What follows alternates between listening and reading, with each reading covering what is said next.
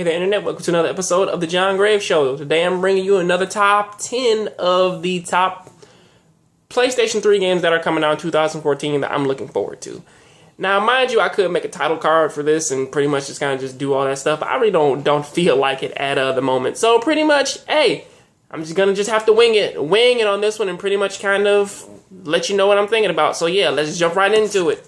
My number 10, Ragnarok Odyssey Ace. Pretty much I did play Ragnarok Odyssey for the Vita, and give or take with that game, it was one of those games which pretty much made me feel like I was playing a MMO, or pretty much a better version of Monster Hunter, in which that I wasn't just running around fighting monsters like non-stop, even though that's in that game's title kind of speaks for itself. But in terms of Ragnarok Odyssey, it was one of those games which is like, yeah, man, you know, you kind of have the RPG feel, but at the same time, it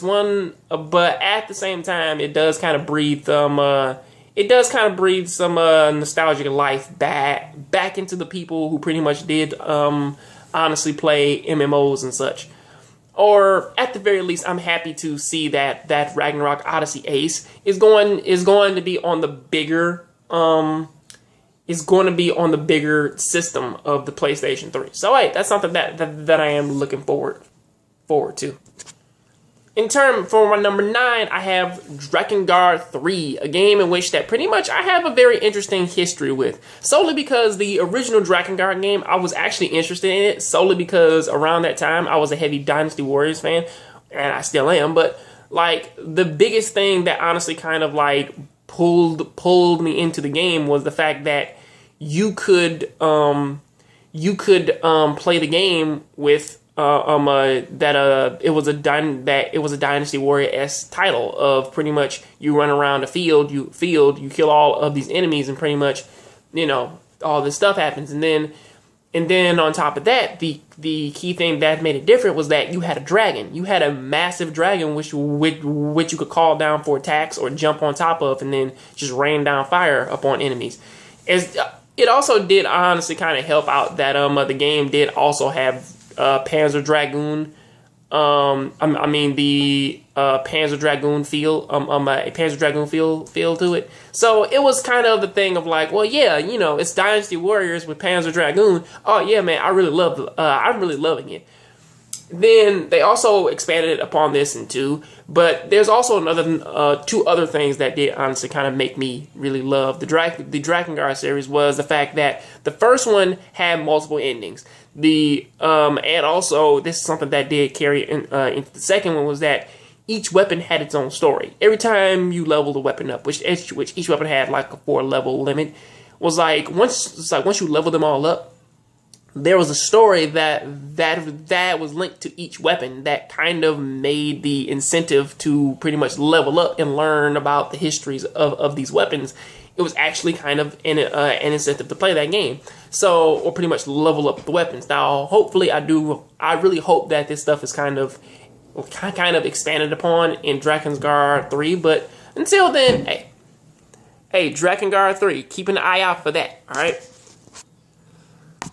My number 8, Tales of Borderlands. Now, I'm a fan of all of the Borderlands games. Now, mind you that I like every single character in that game. Pretty much solely because every character in that game is not necessarily just two-dimensional. Or at the very least, each character that does have a title screen, or at least like a title card, mixed with their name, they are not two-dimensional. They are all three-dimensional characters who all have personalities, they all have goals, and they all have things that they want to achieve, and they all have things that they respect and dislike. Now, mind you, in terms of like, do I want to see stories of these characters? Yes, I do. And I'm actually kind of happy that Tales of Borderlands is actually kind of going to be there to kind of shine just a little bit of light into all of the characters that we see. Possibly not all, but hopefully some. Especially seeing as how that, like, there was that thing on the internet of the Psycho and the Krieg the Psycho and Maya the Siren pretty much kind of doing their thing together. or pretty much they kind of had them a little story going on there, which I would have liked to see more with the other characters.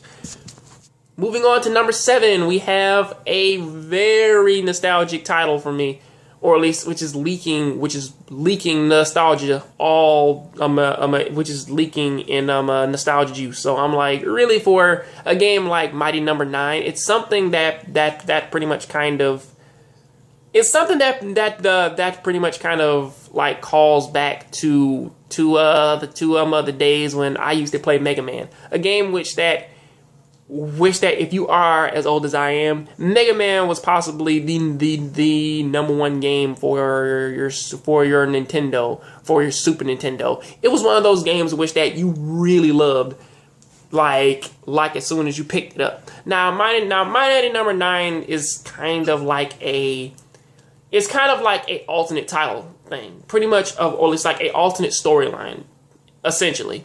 Which, as in original Mega Man, we had rock and roll. On this one, we have Beck and Call. Basically, Mega Man is Beck, and Call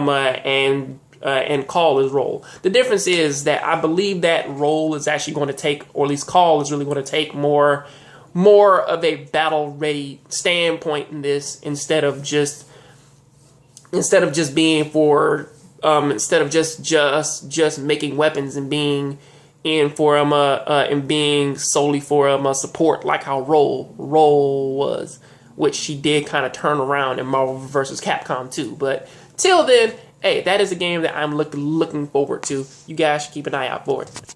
Now my number 6 shouldn't come to a surprise to anybody, solely because The Walking Dead Season 2 is possibly I pretty much just want to see the entire thing, solely because this entire game is pretty much kind of starting to leak into the comic book, which is something that I am really happy to see, or at the very least I'm getting the feeling that it is. I'm really getting the feeling that it's starting to leak into the storyline, which is something that pretty much kind of rarely doesn't happen for a lot of games. So give or take with that, it's like, pretty much kind of like it. I really do like it. I really do like to see how games are going, man, to do that. How they're going to just like leak into some other games and such. Which I mean into the other media of that of said title, like the Walking Dead Season 2 leaking into some of the things, man, from the comics, as I said earlier. Love it. Check it out when it drops. My number 5 is Persona 5. I have nothing else to say about that. I love Persona 5, and I'm really looking forward to it. And if you are, hey, check that out, man, when it comes out. Well, give or take that. It's supposed to come out in Japan this winter, but at the same time, I know for a fact that Persona 5 is not coming out over here in America until next year. Solely because, well, now, if they do their practices like how they did in Persona 4, it will happen that way. But then again, Persona 3 was out like sometime over there before it came out over here. So, till then, hey, keep an eye out for Persona 5. My fighting game aficionado inside of me is basically saying Ultimate Street Fighter 4, and I have nothing else to say about that aside from Ultimate Street Fighter 4. I'm going to buy it, I'm going to play it, and I am going to love it. That game is great, and if it is $60 when it comes out, I am not buying it. I'm going to wait for the price to drop, then I'm going to buy it. So yeah, that's all I have to say on that. My number 3 is Dark Souls 2. Dark Souls 2, even going from Dragon's Dogma, oh no, not Dragon's Dogma, it's from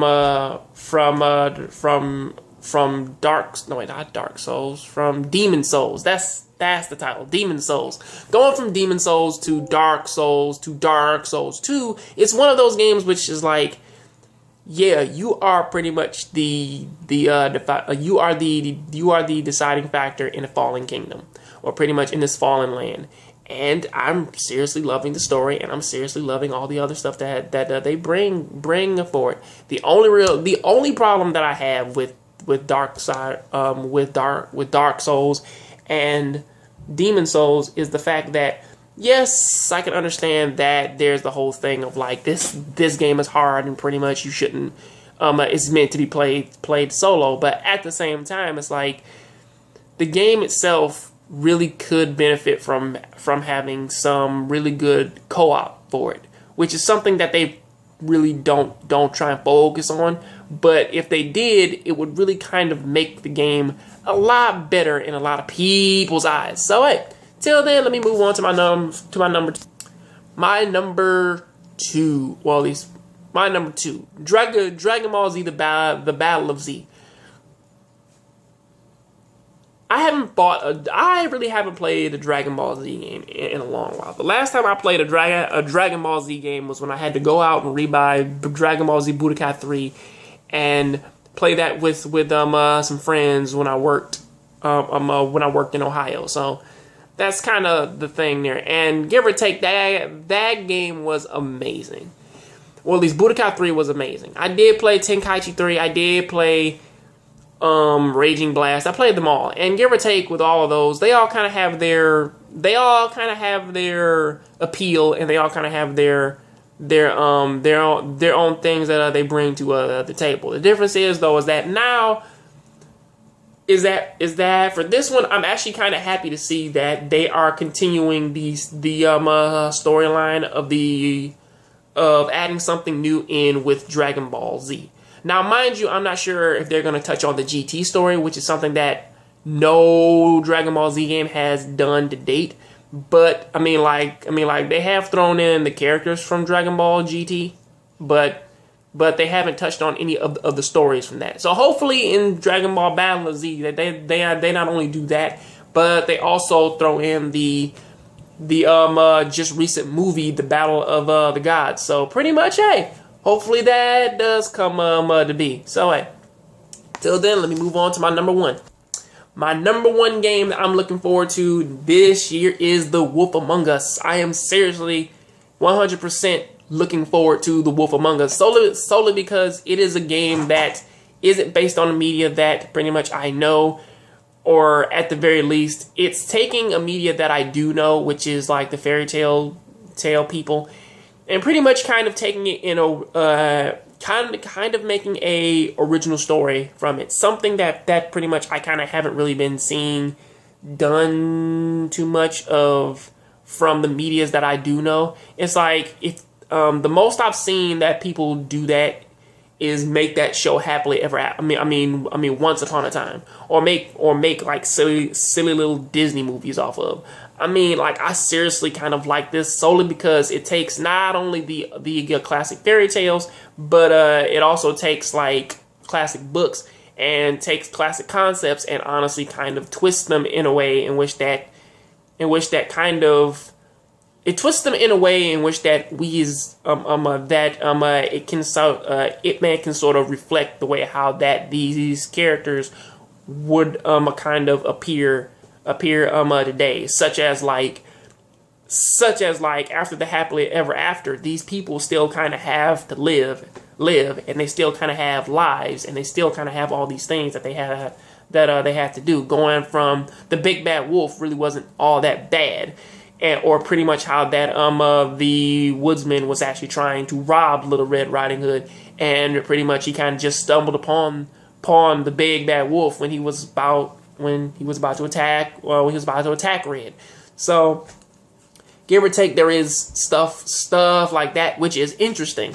So yeah, that was my top 10. You guys can go ahead and check it out. You can like it, you can love it, you can tell me what you thought about my list down there below. And yeah, until then, I will see you guys on the next John Graves show. So keep watching anime, keep playing those video games. I will see you guys later, alright? Have a good one.